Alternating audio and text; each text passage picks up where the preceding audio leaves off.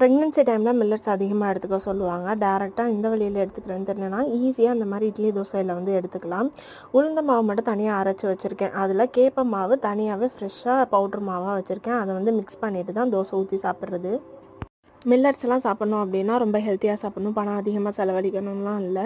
நார்மலாக கேப்பையை வந்து அரைச்சி இந்த மாதிரி பவுடர் ஃப்ளவர் எடுத்துகிட்டு உளுந்த மாவு ஆட்டி வச்சுருக்கிறதுல இதை ஆட் பண்ணிவிட்டு அது கூட கொஞ்சமாக உப்பு அப்புறம் தண்ணி இதை மட்டும் சேர்த்துட்டு நல்லா இந்த மாதிரி பதத்துக்கு வந்து கரைச்சி வச்சுக்கணும்.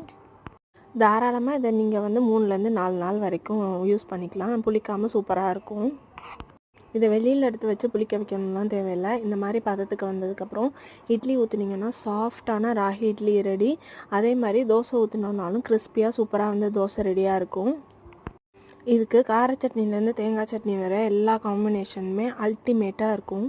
இது வரைக்கும் ராகி இட்லி ராகி தோசை ட்ரை பண்ணலாம் அப்படின்னா கண்டிப்பாக ட்ரை பண்ணி பாருங்கள். நெக்ஸ்ட் வீடியோவில் மீட் பண்ணலாம். மறக்காமல் சப்ஸ்கிரைப் பண்ணிக்கோங்க.